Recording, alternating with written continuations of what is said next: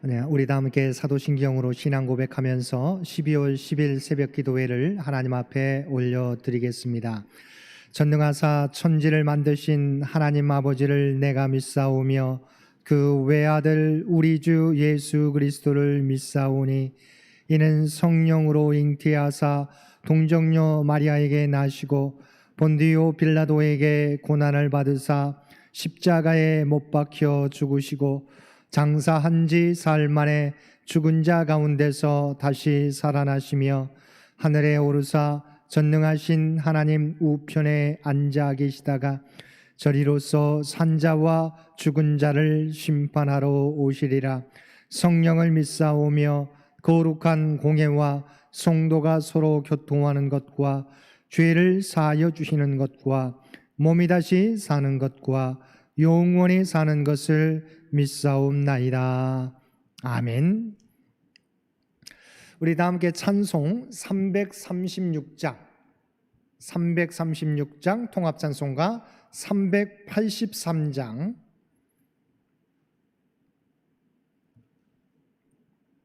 찬송가 336장 통합찬송가 383장입니다.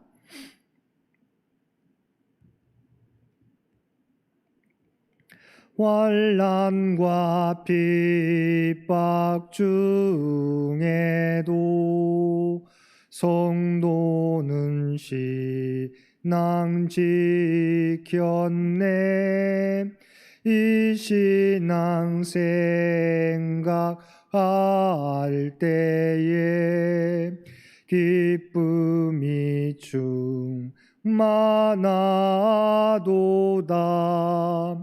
성도의 신앙 따라서 죽도록 충성하겠네. 옥중에 매인 성도나 양심은 자유 얻었네. 우리도 고난 받으면 죽어도 영광 되도다. 성도의 신앙 따라서 죽도록 충성하겠네. 성도의 신앙 본받아 원수도 사랑하겠네. 인자한 언어 행실로 이 신앙 전파리라. 성도의 신앙 따라서 죽도록 충성하겠네. 아멘.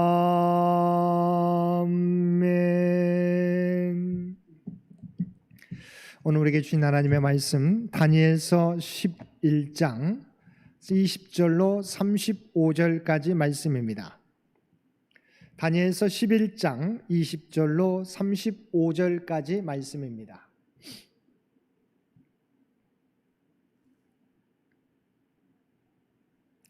우리 주신 말씀 다니엘서 11장 20절로 35절까지 말씀, 우리 주신 말씀 한 절씩 교독합니다.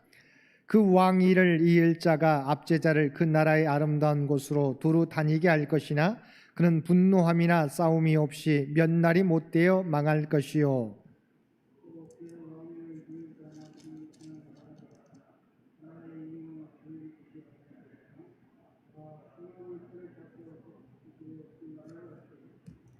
넘치는 물 같은 군대가 그에게 넘침으로 말미암아 패할 것이요. 동맹한 왕도 그렇게 될 것이며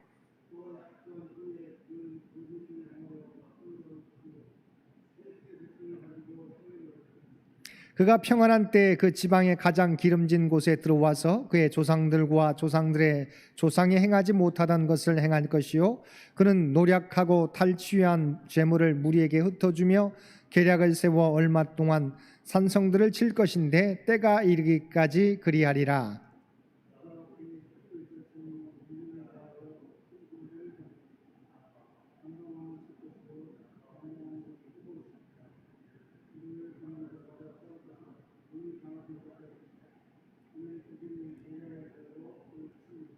그의 음식을 먹는 자들이 그를 멸하리니 그의 군대가 흩어질 것이요 많은 사람이 엎드러져 죽으리라.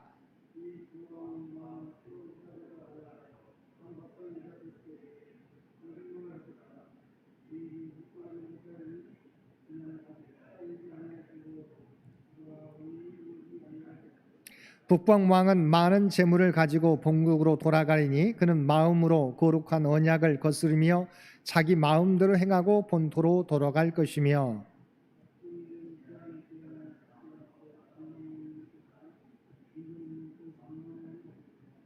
이는 기띔의 배들이 이르러 그를 칠 것임이라. 그가 낙심하고 돌아가면서 맺은 거룩한 언약에 분노하였고 자기 땅에 돌아가서는 맺은 거룩한 언약을 배반하는 자들을 살필 것이며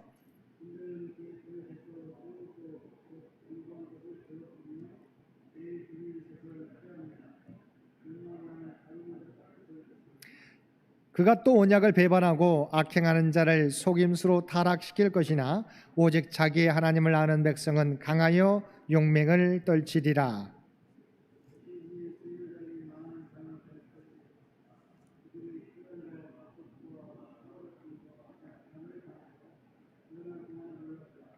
그들이 몰락할 때에 도움을 조금 얻을 것이나 많은 사람들이 속임수로 그들과 결합할 것이며 또 그들 중 지혜로운 자 몇 사람이 몰락하여 무리 중에서 연단을 받아 정결하게 되며 희게 되어 마지막 때까지 이르게 하리니 이는 아직 정한 기한이 남았습니다. 아멘. 오늘도 새벽을 깨우고 말씀과 기도로 하루를 시작하는 우리 모든 성도님들 가운데 하나님의 특별하신 은혜가 충만히 임하시기를 주님의 이름으로 간절히 축원드립니다. 오늘 본문은 어제 본문에 이어지는 내용입니다. 우리는 어제까지 시리아와 애굽의 전쟁을 우리가 다루는 중에 안티오쿠스 3세가 자기의 딸을 남방 애굽 톨레미 5세에게 아내로 주어 화친 전략을 썼지만 자신의 딸이 아버지가 아니라 남편의 의견을 따라가면서 이 전략도 실패했음을 살펴보았습니다. 이러한 시리아와 애굽 사이의 전쟁은 약 150년간이나 지속됩니다. 이러한 긴 전쟁의 세월 속에서 특별히 유대인들을 박해한 왕이 있었는데 그가 바로 안티오쿠스 4세입니다. 오늘 본문은 이 안티오쿠스 4세에 대한 내용입니다. 원래 안티오쿠스 3세의 후계자는 그의 아들인 셀류커스 4세였습니다. 그가 즉위하여 12년 동안 다스리다가 그의 부하에게 살해당합니다. 그런데 이때 안티오쿠스 4세가 속임수로 조카로부터 왕위를 찬탈하여 왕위에 오르게 되는데 이 사람은 비천한 사람으로서 왕위를 이을 자격이 없는 사람이었습니다. 그래서 21절은 이 안티오쿠스 4세에 대해서 이렇게 말씀하고 있습니다. 또 그의 왕위를 이을 자는 한 비천한 사람이라 나라의 영광을 그에게 주지 아니할 것이나 그가 평안한 때를 타서 속임수로 그 나라를 얻을 것이며 그는 이처럼 왕위에 오를 수 없는 사람이었으나 온갖 간계를 써서 왕위에 올랐습니다. 그리고 세상에 자신의 탁월함을 보여주었습니다. 애굽의 많은 부분을 정복하기도 하였고 공공시설을 만들어 백성의 지지를 받기도 했습니다. 그런데 그의 행동은 갈수록 광기를 보이기 시작했습니다.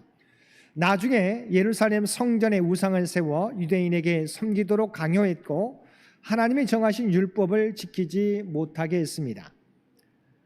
물론 안티오쿠스 4세도 28절과 30절에 거룩한 언약이라는 표현이 3번이나 반복되는 것처럼 하나님의 말씀을 접하지 않은 것은 아니었습니다. 하나님의 말씀을 듣고 반응할 기회도 있었습니다. 그러나 그는 하나님의 말씀을 배반하는 이들을 등용시키고 자신의 권력에 편입시키거나 이용하려 했습니다. 23절 말씀입니다. 그와 약조한 후에 그는 거짓을 행하여 올라갈 것이요 소수의 백성을 가지고 세력을 얻을 것이며, 23절에 나오는 그는 대제사장으로서 22절에 나오는 동명한 왕을 의미합니다. 대제사장을 돈으로 매수하여 쫓아내고 자신의 뜻을 나타낼 수 있는 사람을 그 자리에 앉게 했던 것입니다. 다시 말하면 진정으로 하나님의 말씀을 대한 것이 아니라 자신의 권력을 극대화해서 세상에서 승리하고 자기의 이익을 챙기려는 목적에서 이러한 일을 행했던 것입니다. 그리고 안티오쿠스 4세는 자신에 대하여 에피파네스라고 부르게 있습니다. 이 에피파네스라고 하는 것은 신의 현현을 의미합니다. 바로 자신이 나타난 것은 곧 신이 나타난 것이라고 하는 의미입니다. 바로 자신을 신이라고 부르게 했다고 하는 것이지요. 그런 안티오쿠스 4세의 모습을 보고 사람들은 에피파네스라고 하지 않고 에피마네스라고 불렀는데, 이 의미는 미친 사람이라고 하는 의미입니다. 25절에서 28절까지는 이 안티오쿠스 4세의 첫 번째 애굽 원정에 대한 이야기입니다. 시리아의 다른 왕들과 마찬가지로 안티오쿠스 4세도 애굽 원정을 떠납니다. 25절 말씀입니다. 그가 그의 힘을 떨치며 용기를 다하여 큰 군대를 거느리고 남방왕을 칠 것이요 남방왕도 심히 크고 강한 군대를 거느리고 맞아 싸울 것이나 능히 당하지 못하리니 이는 그들이 계략을 세워 그를 치미니라. 남방왕도 북방왕 안티오쿠스 4세에 맞서 심히 크고 강한 군대를 거느리고 싸우지만 남방왕 애굽왕은 북방왕 안티오쿠스 4세를 당하지 못합니다. 결과적으로 남방왕 애굽의 군대가 흩어지고 많은 사람이 엎드러져 죽게 됩니다. 27절은 남방왕 애굽과 북방왕 시리아가 서로 평화 협약을 체결하고 시도했음을 말해주는데, 그들이 한 밥상에 앉았지만 서로 해하려고 거짓말을 하여 일이 형통하지 못합니다. 평화 협약은 결렬되지만 안티오쿠스 4세는 많은 재물을 가지고 돌아가게 됩니다. 그런데 28절 중반에 보게 되면 그는 마음으로 거룩한 언약을 거스르며 자기 마음대로 행하고 본토로 돌아갈 것이며 라고 나와 있는데, 그가 애굽 원정을 마치고 시리아로 돌아가는 도중에 이 예루살렘을 정복하는, 그래서 예루살렘 성전 약탈 사건이 일어나게 되는데, 이때가 BC 169년입니다. 안티오쿠스 4세는 애굽과의 전쟁을 마치고 시리아로 돌아가는 과정에서 예루살렘으로 쳐들어가서 성전 깊숙이 들어가서 금제단, 등경과 모든 부속물, 성전 정면에 씌웠던 금 장식을 벗겨 갔던 것입니다. 또 금은 물론 값비싼 기물들을 빼앗고 감추어뒀던 보물들을 찾아내 모두 약탈했습니다. 29절과 30절은 안티오쿠스 4세의 두 번째 애굽 원정에 관한 내용인데, 이때 애굽 왕은 로마군을 동맹군으로 끌어들여 알렉산드리아를 에워싼 안티오쿠스 4세에게 후티아라는 최후 통첩을 전합니다. 30절에 나오는 기띔의 배들이 바로 로마군을 뜻합니다. 안티오쿠스 4세는 로마로 인하여 두 번째 애굽 원정에서 실패한 후 돌아가게 되는데, 이번에도 그 도중에 다시 유대로 와서 예루살렘을 정복하고 성전 언덕 남쪽에 수비대를 세웁니다. 이때가 BC 667년이었습니다. 이때 유대인을 대거 학살하고 신앙을 고수하던 사람들을 노예로 팔아버립니다. 그리고 매일 드리는 제사를 폐했으며 그의 12월에는 멸망하게 하는 가증한 것, 우상들을 세웁니다. 그리고 성전 제단에서 제우스에게 돼지를 제물로 바치는 예식을 거행합니다. 31절 말씀입니다. 군대는 그의 편에 서서 성소 곧 견고한 것을 더럽히며 매일 드리는 제사를 폐하며 멸망하게 하는 가증한 것을 세울 것이며, 이란 안티오쿠스 4세의 박해와 온갖 만행에 많은 사람들이 신앙을 포기하고 그들과 결속하는 경우들이 많았지만 그 가운데서도 끝까지 저항하는 세력들이 있었습니다. 이들에 대해 성경은 오직 자기 하나님을 아는 백성이라고 말하고 있습니다. 32절 말씀입니다. 그가 또 언약을 배반하고 악행하는 자를 속임수로 타락시킬 것이나 오직 자기의 하나님을 아는 백성은 강하여 용맹을 떨치리라. 이런 안티쿠스 4세 만행에 들고 일어난 사람들이 있었는데 이들이 바로 제사장 마따디아와 그의 가문 마카비가 사람들이었습니다. 이것을 가리켜 마카비 혁명이라고 부르는데 BC 167년에 일어난 마카비 혁명은 마따디아의 아들 시몬이 외교적 협상에 의해 셀류커스 왕조를 완전히 몰아낼 때까지 BC 142년까지 계속되었습니다. 그리고 이러한 가운데 박해를 받으면서도 목숨을 바쳐 배교를 거부하고 믿음을 지킨 사람들이 있었습니다. 성경은 이들에 대해 그들의 연단을 받아 정결하고 희게 되었다고 말씀하고 있습니다. 마지막 오늘 본문의 35절 말씀입니다. 또 그들 중 지혜로운 자 몇 사람이 몰락하여 무리 중에서 연단을 받아 정결하게 되며 희게 되어 마지막 때까지 이르게 하리니 이는 아직 정한 기한이 남았습니다. 이들은 마지막까지 세상 권력과 타협하지 않고 하나님께 대한 믿음을 목숨을 걸고 지켰던 것입니다. 사랑하는 성도 여러분, 하나님의 백성들이 세상에서 공격을 당해 고통을 당할 때가 있습니다. 그리고 우리의 수고는 헛된 것처럼 여겨질 때가 있습니다. 그러나 하나님 안에서 인내하면 하나님이 정하신 기한이 왔을 때 우리는 정결해지고 승리하게 될 것입니다.